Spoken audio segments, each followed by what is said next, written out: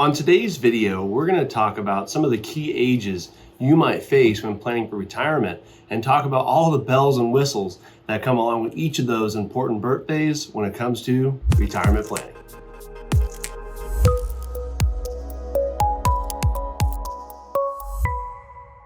Hi everyone, Logan Sadler. Thank you for stopping by the Financial Beat YouTube channel. As always, here with another video in regards to some great financial education, as well as giving you guys some backgrounds and some information on a lot of different topics. As always, if you haven't yet, go ahead and check out some of our other videos and click subscribe and hit the bell. That way you get some alerts for some of our next videos. Birthday number one that tends to be most important. And again, of course, every birthday is important, right? Each year we get a new birthday. It means we lived another year. So it's always a good thing. Again, just referring to retirement planning. The first real big one starts at age 50. Once age 50, that allows you to do what's called the catch-up contribution.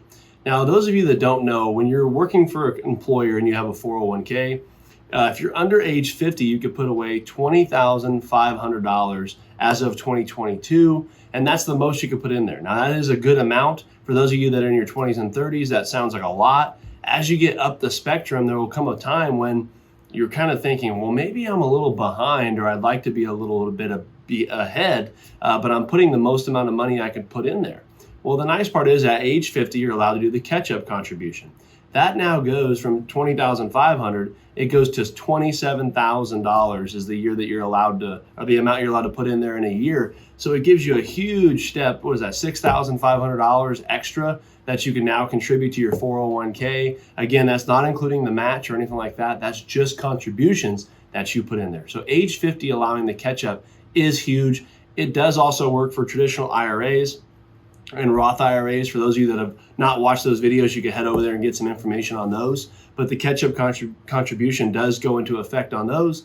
If you're under age 50, you could do $6,000. If you're over age 50, you could do $7,000. So again, that catch-up contribution can be a huge key for a lot of us that hit age 50 and are really trying to kick things into gear to get saved for that retirement. A lot of people call it catch-up. I have some people that aren't really behind. They're not trying to catch up. They just would like to get further ahead to possibly retire earlier, or maybe increase their likelihood of success in retirement. So that's age 50.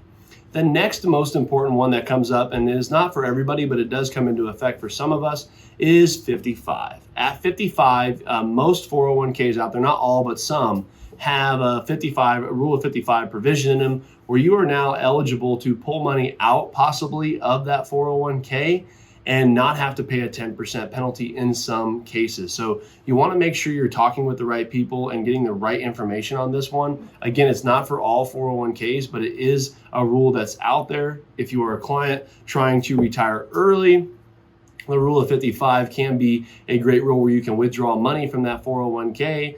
Again, not have that 10% penalty. Of course, it is all still taxable. Uncle Sam's always waiting there, right? So if it is still taxable, if it's in a traditional IRA, traditional 401k type of investment that has not been paid on taxes, there will be taxes due on that upon withdrawal.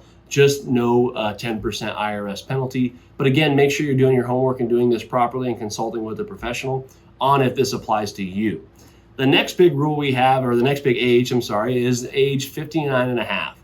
Those of you that have watched our videos before, again, we have a video on this as well. 59 and a half is a big age. That typically now is when you are 100% eligible typically to roll over portions of your 401k at work. You're eligible to now maybe do Roth conversions with that money, as well as you're able to start withdrawing money without that 10% IRS penalty. So for a lot of us, some of us might retire around age 60, which now 59 and a half would give us that flexibility to now withdraw from qualified employer retirement accounts, as well as IRAs, 403Bs, everything. So it does give us a great opportunity to utilize that rule, as well as, like I said, some more advanced planning. Sometimes I have clients that are going to be working till 65, but now they turn 59 and a half. Now we're able to roll over the money and do some more advanced planning, typically better management, annuities, a lot of different other products can come into play, structured notes, REITs, a bunch of different things can now come into play because you can now move the money out of the 401k by doing a correct rollover. And again, have videos on that as well. The next rule after, or the next most important age after 59 and a half is age 62. So for a lot of you guys out there, you know that at age 62, you are eligible to start withdrawing Social Security or collecting Social Security.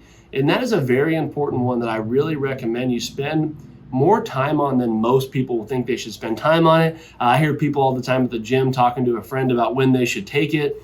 You definitely want to make sure that you're consulting with a professional, tax person, and a financial advisor, whoever you consult in, to make sure it makes sense for what it is you're trying to do, because it typically, yes, you can collect it at age 62, but it is almost a 30% reduced benefit from your full retirement age, as well as there is tax considerations to factor in there. So you really want to make sure you're doing your homework, but you are eligible to draw at age 62 now. So a lot of our clients, again, that maybe retire early, it is something we could factor in to the retirement plan.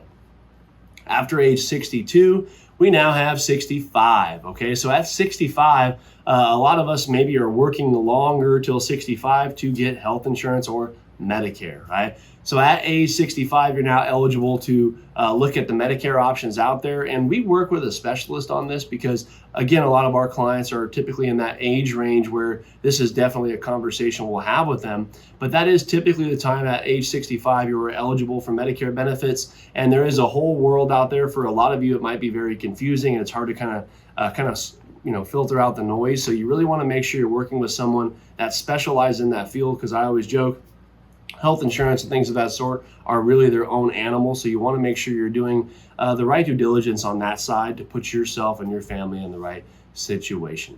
So after age 65, what comes next, right? So now we have age 66 or 67 for some of us. That is typically, for most of you watching this video, your full retirement age. Now, if you don't know your full retirement age, you actually can go on to Social Security, run your report, and they actually give you a full retirement age. For most of our clients that are in that 55 to 65-year-old window, 66, 67 is going to be that retirement age. It might be 66 in 3 months or whatever the date is, but it's somewhere in there. What that now means is now you get eligible to withdraw or to now collect your full Social Security retirement benefit.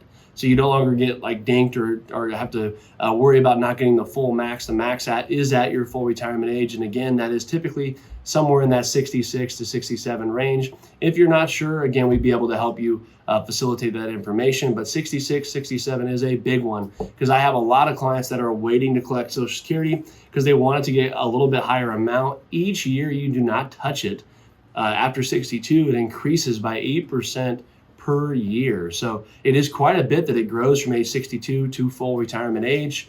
So it's something you definitely want to make sure in your financial plan that you have ran the numbers and saw the ins and outs and really make sure we're getting the most out of that Social Security benefit as we can. So after age 66, 67, we now have age 70. At age 70, that means your Social Security has gotten as high as it's going to get. There is now no more benefit to leaving it there. There's no more growth out of it. So now is when you withdraw Social Security at the max age, which is age 70. And that's typically the most amount of money you're going to get out of that thing is at age 70. By waiting to there, your monthly benefit will be the highest. As I mentioned before, it grows at an 8% clip. Each year you let that sit and grow. So now it is maxed out at age 70. A lot of us watching this video might be waiting for that age to get the right Social Security amount. And again, there is a right formula we use with clients to make sure we're drawing at our right age for what our situation is, not what our neighbor or not what our friend at the gym is doing, but making sure we're getting the right advice on those age groups. The next one I wanted to discuss is age 72. Okay, so that is a big age for a lot of us out there that haven't heard. That is what's called RMD age, right? So that means that any 401ks you have, any IRAs, 403bs, all of those types of accounts that are not considered, Roths or anything like that sort or traditional, basically any 401ks or qualified retirement accounts, you now have to begin withdrawing an RMD out of it. RMD stands for required minimum distribution. So a lot of us have, let's say you have $500,000 in a 401k, you're not touching it, you're drawing maybe Social Security, you got a little pension, maybe you have some rental income, and you're letting that $500,000 sit and bake, right, sit and grow, and didn't really plan on using it. Well, a lot of us don't know that at age 72, we now have to begin withdrawing an amount out per the IRS at age 72. So it's a little bit of amount, and it goes up each year. Every year you have another birthday. That's why all these birthdays will be important as well after 72. The amount does increase each and every year that you do wait. You've waited that long, so the account's grown. Every year you are required to now take that required minimum distribution out. So it's something for some of us, we say, well, yeah, that's fine. I needed the money anyway to live off of. Some of us say, well, I wanted to leave that to my kids or my heirs or a charity or whatever the case is. Those are the 8 most important ages after age 50. As I mentioned, though, they're all important. So you definitely want to make sure that if you're over age 50 and getting in that retirement zone, you want to make sure you're working with somebody and having the right investment conversations centered around each of these topics we just had. I hope that brought some insight to you guys. And if you haven't, like I mentioned, check out some of our other videos as well as our radio show and all the other information we have out there for you. And we'll see you back here next week on the Financial Beat.